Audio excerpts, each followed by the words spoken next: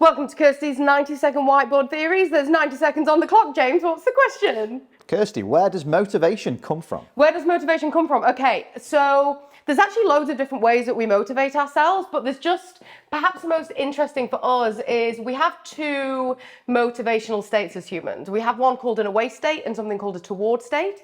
An away state is when we're basically moving away from a negative thing happening. So that's when we're like, oh, I don't want to piss people off. I don't want to miss that deadline. I don't want to not get that promotion. And so we're spurred into action because we're moving away from a bad thing. I train confidence, right? So most people use away state motivation. I don't want to be nervous.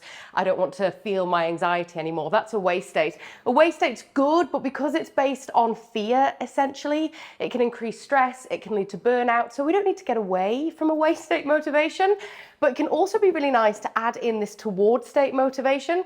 And toward state is basically when we're moving towards a positive. So the difference is away state would be, oh my God, it's going to be awful when I miss this deadline. Toward state is more, oh my God, it's going to feel so amazing once I get this done.